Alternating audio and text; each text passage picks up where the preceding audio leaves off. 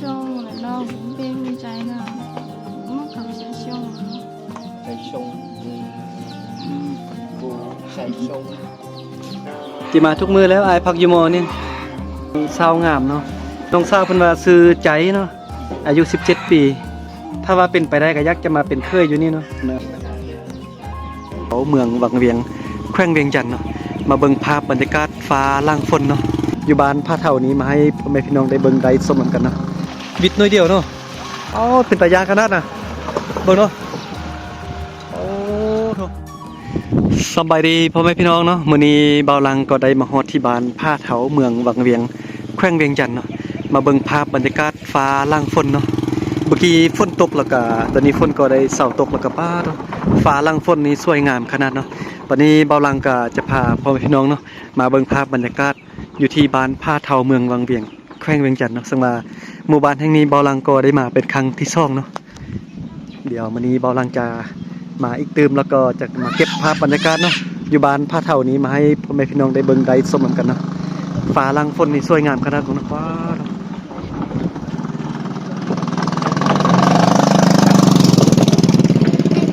นี่ก็เป็นขั้วอูเนาะที่ข้ามไปหาหมู่บ้านแห่งนี้นะเป็นขั้วที่ขนาดน้อยแบบนี้เมื่อกี้เบาลังเห็นเขาเจ้าขี่รถตู้ข้ามมาป้านึกว่าจะข้ามบ่ได้เนาะแต่ก็ข้ามได้นะผู้ดีเรียบนี่มาเลยนะเขาเจ้าขี่มานี่เรียบนี่ค่อยๆมาเนาะป้าเด้เขาเจ้าคือเฮ็ดใหญ่เนาะถ้าเฮ็ดใหญ่กว่านี้รถใหญ่น่าจะข้ามได้นะรถเก่งก็เห็นข้ามเนาะเห็นเขาเจ้าขี่รถเก่งข้ามนะเดี๋ยวถ้าว่ามีรถเก่งหรือว่ารถตู้ข้ามมาอีกเบาลังจะถ่ายเบิ่งให้เบิ่งตัวอีกเนาะเบิ่งป้าภาพบรรยากาศฟ้าหลังฝนนี่เขียวงามขนาดเลยพ่อพี่น้องเบิ่งนะมื้อนี้ก็ถือว่าคุ้มค่าเนาะที่เบาลังได้มานะโอ้บิดน้อยเดียวเนาะ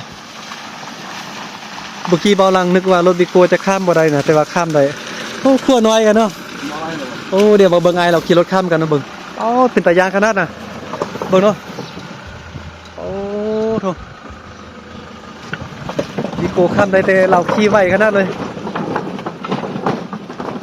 นึกว่าจะข้ามบ่ได้ เบาลังคิดว่าจะข้ามบ่ได้น่ะเบิ่งเราขี่บ่ค่อยไหวอายเราขี่รถน่ะโอ้เขาเจ้าสำนาญแล้วเนาะ แต่เบาลังเห็นวัดเซี่ยวเลยเมื่อกี้น่ะเบิ่งอายเราขี่รถบ่ค่อยไหวขนาดเลยบ่ธรรมดาเบาลังนึกว่ารถวิโก้จะข้ามบ่ได้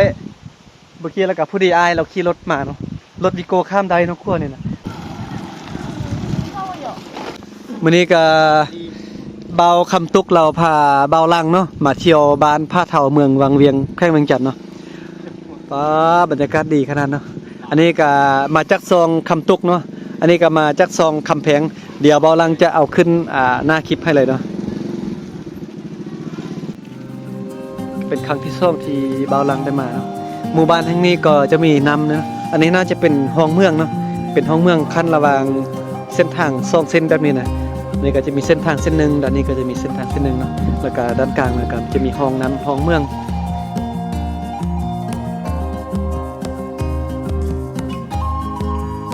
โอ้นี่ผู้สาวมองผู้สาวไปจังได๋ลงเก่ากับผู้สาวเอา2คนนี้นัดกันมานุ่งเสื้อคู่นี่นุ่งเสื้อสีเดียวกันแม่นะฮู้จักกันแล้วเต้คือว่านุ่งเสื้อสีเดียวกันมาเอาตอนนี้ทีมงานหอพากันมานั่งกินเฟออันนี้ภาษาลาวเอิ้นว่าเฟอเนาะอยู่ภาษาลาวจะมีหลายชื่อมีเฟอหรือว่าข้าวเปียกข้าวซอยเนาะอยู่ภาษาไทยนี่จะเอิ้นว่าก๋วยเตี๋ยวเนาะซื้อก๋วยเตี๋ยวอย่างเดียวเลยตอนนี้ก็พากันย่างเข้ามาในกลางบ้านเนาะย่างเข้ามาไกลตีนภูแบบนี้ว่าแถววังเวียงก็ถือว่าเป็นเมืองที่มีมะพร้าวหินแบบนี้สูงนี่หลายบ่เนาะ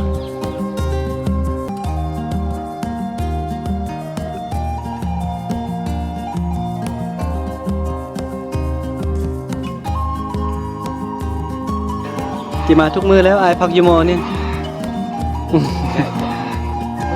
มื้อนี้ก็มาเห็นสาวงามเนาะนี่ซื้อน้องสาวเพิ่นว่าซื้อใจเนาะอายุ17ปีบ้านผ้าเฒ่าเมืองวังเวียงแขวงเวียงจันทน์เนาะมื้อนี้เบาลังก็มาบ้านนี่ก็เป็นครั้งแรกที่เห็นสาวงามขนาดนี้เนาะอยู่บ้านผ้าเฒ่า คือว่ามาเห็นแล้วก็บ่อยากจะกลับบ้านแล้วตอนนี้อยากอยู่นี่เลยนะถ้าว่าเป็นไปได้ก็อยากจะมาเป็นเคยอยู่นี่เนาะ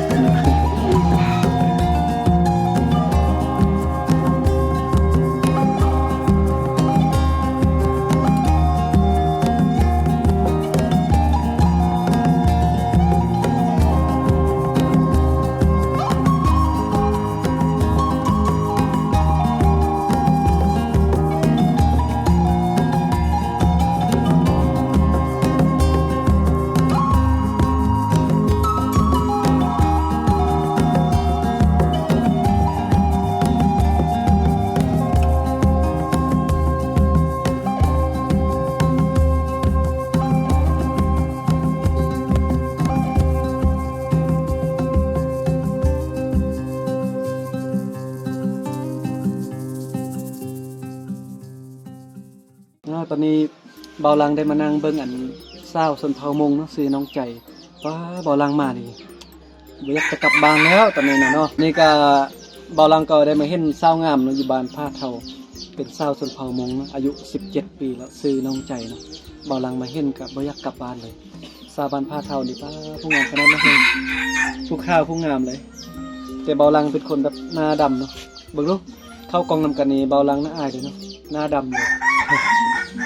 ซาสุดเผาวงในข้าวเลยผู้ข้าวผู้งามนิสัยดีเนาะเป็นคนแบบน่าฮักนะบอกพี่คุยเลยบ่าวลังอยู่นี่บ่อยากกลับบ้านแล้วตอนนี้ดีใจนะที่ได้มาเห็นเศร้างามคุ้มค่าแล้วตากฝนมามื้อนี้น่ะได้มาจับมือเศร้างาม ได้จับมือก็พอใจแล้วได้มานั่งโมๆจังนี้เนาะ โชคดีเด้บ่ลังมื้อนี้นะ โชคดี ที่ในเฮามานี่บ่เห็นเด้บ่เห็นบ่ฮู้บ่ว่าบ่ฮู้อัน แม่น ว่ามีผู้สาวงามอยู่นี่นะ ปกติมาบ่เห็นเศร้างามแต่มื้อนี้มาเห็นเศร้างามเนาะคือเฮาว่าเนาะฟ้าลังฝนนี่สวยงามเสมออันนี้แหละเนาะฟ้าลังฝนนะเมื่อกี้มานี่ฝนตกในบ่อยากมาเลยอยากจะกลับแล้วแต่ว่าฟ้าลังฝนสวยงามเป็นตามที่คิดเนาะทีนี้โอ้ยุงกัดเกาะหมูเนาะโอ้เลือด แม่นนะ โอ้ ยุงเป็นอีหยังวะ ซีนบังดูเลือดนี่ว่านบ่เอาตึงแล้วโอ้ในนี้ตัวนึงโอ้ยนอนเบิ่งนี่เลือดโอ้ลายเนาะเดี๋ยวบ่คอโอ้ยแก่ ได้ เล เลย ย ผู้สาวขึ้นยุงกัดบังดูเลือดเต็มคอยังบ่โอ้สาวเลย ยุงกัดผู้สึกเจ็บกัน ขึ้นเนาะ ลองเว้าเป็น3โมงมึง หืม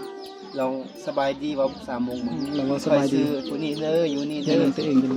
ไปแนะนำซื้อตัวเองมื้อเนาะ 那时候难道不被误摘呢？我们搞下秀啊！ ใจชงกูใจชงกูย่อชงกูลูเบตุกเนอร์กูลูเบตุกเนอร์ ไม่อยากกลับ